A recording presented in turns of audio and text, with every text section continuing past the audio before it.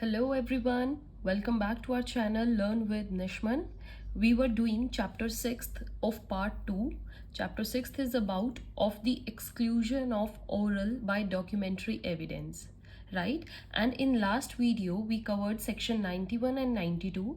Today we are continuing from that, starting with section 93, and today we will complete it till 100, right बच्चे? So pay your all attention. What section 93 says. देखिए बच्चे, क्या होता है, हमारे पास एक document होता है, ठीक है। डॉक्यूमेंट आपका यूनेम्बिगस भी हो सकता है, means there is no fault, okay. इधर unambiguous means no further evidence to prove the intention. जो भी आपने लिखा है वो बिल्कुल करेक्ट लिखा है। इसमें आपको कोई भी रिटर्न, जिसने भी वो डॉक्यूमेंट लिखा है, उसकी इंटेंशन फर्दर प्रूव करने के लिए कोई एविडेंस देने की ज़रूरत नहीं है। प्लस यही डॉक्यूमेंट अगर एम्बिगुअस हो जाए बाय चांस, ठीक है, मतलब कहीं ना कहीं कोई गलती निकल आती है, कहीं ना कहीं डाउट की सिचुएशन आ जाती है, सस्पेंस है कि इसका मतलब क्या होगा, ये जो वर्ड लिखा है ये किस चीज़ के लिए अप्लाई होगा, तो वहाँ पर क्या हो जाता है, एम्बिगुअस। तो ambiguity of the document is what we are going to read.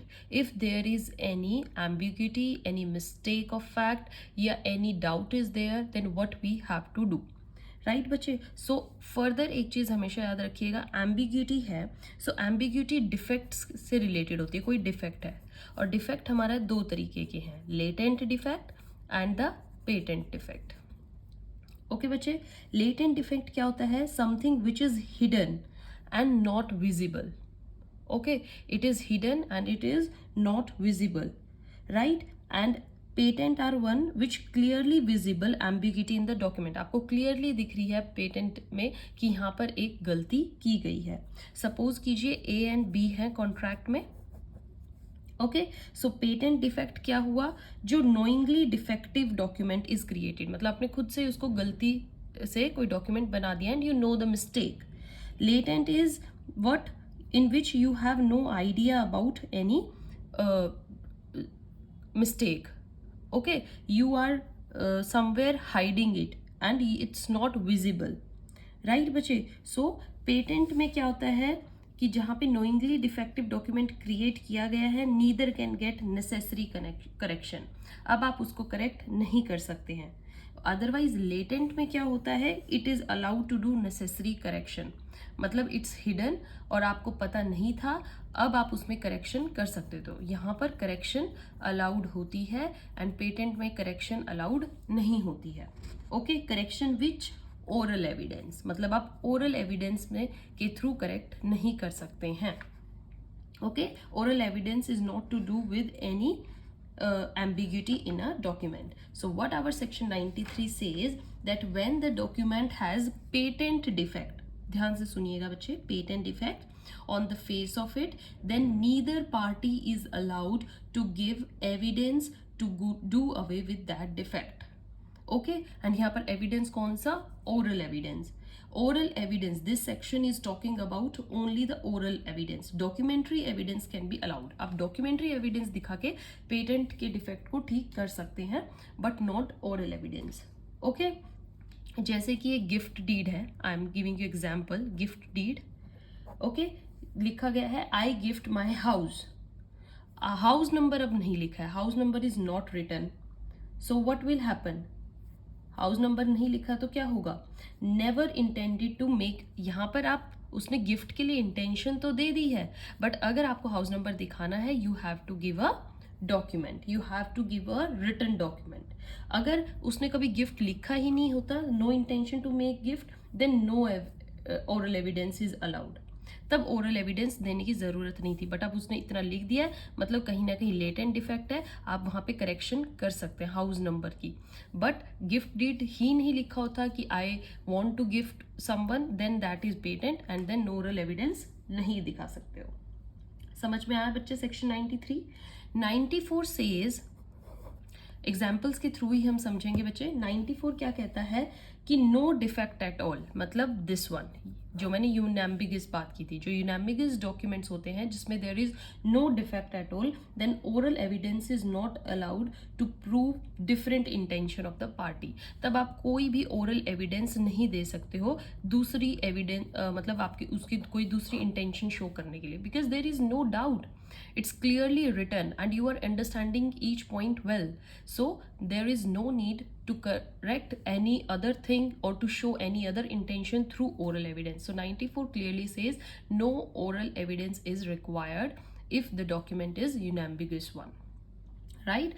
Move to the 95th section says us that I'll tell you through example. Firstly, what our 95 says, evidence as to the document unmeaning in reference to existing facts, मतलब कोई existing facts हैं and those are unmeaning, means meaningless, उनका कोई meaning नहीं निकल रहा है। Okay, like I will sell house at Delhi, example देखिएगा, I will sell the house at Delhi but there is no house in Delhi. Gurugram house is there and after signing of deed क्या होता है, possession is given, possession दे भी दिया जाता है।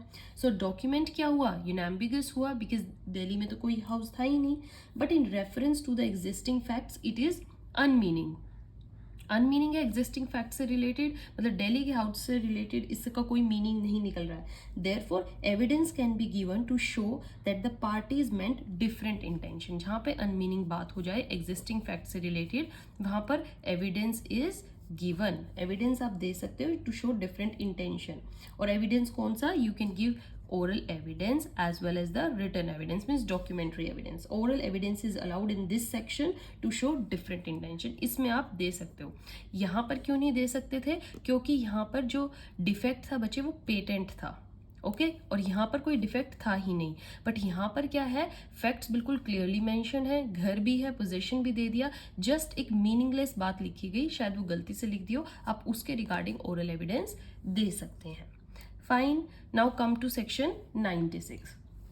What your section 96 says, that evidence as to the application of language which can apply to one only of several persons. Okay, जब language ऐसी हो जो one of several में apply हो, for example document ambiguous होता है, I do not show whether it apply to A or B. ठीक है, आपका डॉक्यूमेंट ऐसा है कि आप उसको ये ही नहीं शो कर पा रहे हो कि ये ए से रिलेटेड है, बी से या सी से, means your language can apply to one only of several persons, it could be that person, that person, that person. So evidence may be given to apply, आप एविडेंस यहाँ पर show कर सकते हो कि रियल इंटेंशन जो person की थी वो पर्टिकुलर ए के लिए थी या पर्टिकुलर बी के लिए थी। समझिए, ऐसा कोई एग्जाम्पल जिसमें क्लियरली ये बात ना लिखी गई हो कि उन्होंने स्पेसिफिकली किसके लिए बात की गई है, तो आप वहाँ पर एविडेंस दे सकते हो कि उस पर्टिकुलर पर्सन की क्या इंटेंशन थी, किसको शो करने के लिए। ठीक है बच्चे, okay. Now come to the 97 section. 97 section says that evidence as to the application of language to one of two sets of facts to neither of which the whole correctly applies. Okay मतलब to facts हैं और जो आपने बात लिखी है वो to एक से अप्लाई होती है बट नॉट करेक्टली सेड, वो हाफ इससे भी मैच हो रही है और हाफ इससे भी मैच हो रही है, तब आप एविडेंस दे सकते हो कि वो बात पूरी किसके लिए की गई है। ठीक है, जैसे कि I will sell you land at Panipat in occupation of Rajendra. ठीक है, एक लैंड है, मतलब जो पर्सन है A वो B को कह रहा है कि I will sell you my land which is in occupation of Rajendra and it is in Panipat. Okay, he is saying this. But actual में क्या देखा है, no land in occupation of Rajendra at Panipat. Panipat में कोई भी लैंड राजेंद्र के ऑक्यूपेशन में नहीं है, जबकि वो लैंड कहाँ है, वो करनाल में है, इन ऑक्यूपेशन ऑफ राजेंद्र, राजेंद्र से है, मतलब राजेंद्र से रिलेटेड तो बात है बट वो करनाल और पानीपत में कंफ्यूजन है। सो यहाँ पर क्या होगा, here oral evidence may be given to show which land he meant to sell. Okay, वो किस लैंड की बात कर रहे हैं, लैंड पानीपत में भी है, लैंड करनाल में भी है। बट जो राजेंद्रा के ऑक्यूपेशन में है वो करनाल में है, एंड ही सेड कि राजेंद्रा वाली जो ऑक्यूपेशन की लैंड पानीपत में, I will give you that. So half is correct, half is wrong. Okay, and it neither applies to anyone wholly.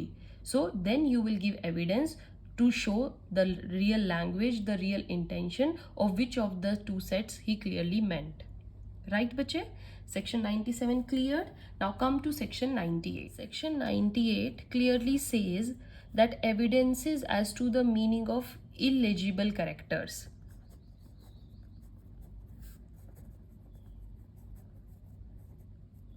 Okay, illegible characters means कि if there are some words which are not generally understood, illegible है, generally understood नहीं कर पा रहे हैं, then oral evidence may be given.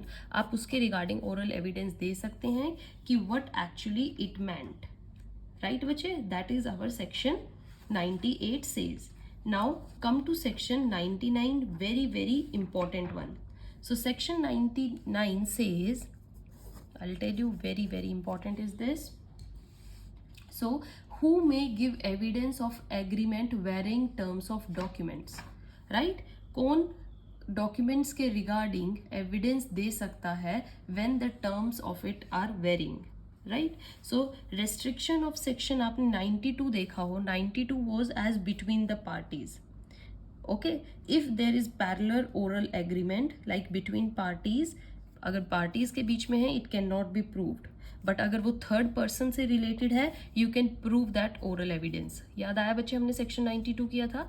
अगर ए और B parties है, उनके रिलेटेड ही कोई मैटर ऑफ इशू है, उनका कॉन्ट्रैक्ट था, आप यहाँ पर ओरल एविडेंस नहीं दे सकते. You can only prove it through written one. But if there is any third person और उससे रिलेटेड फैक्ट आया, then you can give oral evidence. Right. जैसे इलस्ट्रेशन है आपकी, A can make payment within 3 months. 3 months लगाइए. Now A enters into agreement with B to sell his house to B. Now consideration was followed in contract of document. उसमें थी कितनी consideration थी? 40 lakh. Now after that A and B agreed that B will pay 10 lakh to C and only 30 lakh to A. ये बोला. A and B के बीच में agreement हुआ. A ने बोला to sell his house to B, मैं आपको अपना हाउस दूंगा, कंसिडरेशन कितनी है? 40 lakh. B said that 30 lakh वो ए को देगा एंड 10 लाख वो किसको देगा? सी को. समझ में आ रही है बच्चे इलस्ट्रेशन? देन क्या हुआ? This 30 lakh consideration is to be proved through documentary evidence, and this term with C is proved through oral evidence. You can prove it through oral evidence too, right? यही हमने section 92 में किया है. Now section 99 says that if there is any distinct or subsequent oral agreement हुआ है, okay, suppose documentation is done where law required it to be in writing. ठीक है, law ने कहा है कि वो document writing में हो या registered हो. हमने किए थे बच्चे, registered हो. So section 99 says that if any alteration is there, okay, or any changes is there, कोई change आया है, कोई alteration आई है, that has to be done in writing. वो भी आपको किस में करनी पड़ेगी? writing form में करनी पड़ेगी या through registered document करनी पड़ेगी. Okay, so any document is required to be registered, then any changes can also be done only by the registered document. In such a case, oral evidence cannot be given. यहाँ पर आप oral evidence नहीं दे सकते हो. Right बच्चे? So that's what our clause 4 of 99 says. As per this provision, once the document has been signed between the parties and the transaction of the documentation is over, thereafter, if distinctly a fresh transaction is done in which the term of documents are rescinded or modified by mutual agreement, then the oral agreement cannot prove it. Okay, the agreement has to be distinct from the original transaction and has to be subsequent. The original transaction is to be proved through the written document. समझ में आया बच्चे अच्छे से? Now what your proviso 5 says? 99 का proviso 5 क्या कहता है? Customary parties या practices, customary practices are there in the trade and commercial activities. So credit system is there. If you have purchased anything, then payment can be made within 3 months. Suppose there is a written contract and payment time is not mentioned, payment time ही mention नहीं है, and suit is there for not paying consideration in time. आपने suit डाल दिया कि मेरी consideration नहीं पे की गई है. Now on point of payment there is customary practice prevailing and it can be proved by oral evidence, but that custom should not be against the terms of that document. अगर आपके बीच में parties के बीच में एक practice चली आ रही है कि सपोज करो ए बी से सामान लेता है और वो विद इन 3 मंथ्स उसकी पेमेंट कर देता है, बट ये कुछ ट्रांजैक्शन होने के बाद ए ने विद इन 3 मंथ्स उसकी पेमेंट नहीं करी, तब अब बी जाकर सूट फाइल कर सकता है. बेशक उनके डॉक्यूमेंट में कंसीडरेशन का टाइम नहीं भी रिटर्न है, बट वो कस्टमरी प्रैक्टिस का एविडेंस दे सकता है थ्रू ओरल एविडेंस, एंड ये जो 3 मंथ्स हैं वो उनके डॉक्यूमेंट्स के अगेंस्ट नहीं होने चाहिए. He can show that a always पे my money with in 3 months, but now he has exceeded those months and I want my money back. That what your clause 4 says. Now what your clause 6 says. Varying terms आ गई ना बच्चे. clause 6 में क्या है? Suppose document between A and B. A and B के बीच में ही document है और जो ये document है ये ambiguous है, मतलब not cleared. To clear the ambiguity, surrounding circumstances can be proved at the time of entering into contract. Okay, maybe the intention of parties are not clear, there must be an ambiguity. मतलब कोई ambiguity है तो आप उसको prove कैसे कर सकते हो ambiguity को? थ्रू सराउंडिंग सर्कमस्टांसेस या through conduct of parties. Parties का कैसा कंडक्ट है? Proviso 6 applies only when the document is ambiguous and the evidence of surrounding circumstances will be allowed to be proved, which includes conduct of the parties at the time when the contract was entered into. Okay तो आप conduct of parties show कर सकते हैं. आपके बहुत सारे cases हैं like गोधार electricity company versus Gujarat, SBI and others versus मूलन शंकरी सरकार. So that the proviso 6 will apply only in those cases where the document is ambiguous. ये याद रखिएगा. Clause 6 says this. Thus, if there is ambiguity in the document, then the party will not be allowed to prove different intention of the document. Right? Suppose कीजिए illustration देखिए. Document is not very formal document and therefore आप oral document दे सकते हैं, oral evidence दे सकते हैं. But oral agreement is inconsistent with the document. Document must be silent upon something, but in that case document is not silent upon dates. Right बच्चे, आपको समझ में आ रहा है सिचुएशन? तो ये हमारा एक कॉन्ट्रैक्ट चल रहा है जहाँ पर एम्बिग्यूटी है, और एम्बिग्यूटी को क्लियर करने के लिए आप एविडेंस, ओरली एविडेंस दे सकते हैं. So fact is to be proved and that's how 99 apply. Now till now we have covered our section till 100. 100 is your homework. Read it, very easy. And from next video we are going to start our chapter 7th and we will move to part 3. Till then, goodbye, keep watching. Thank you.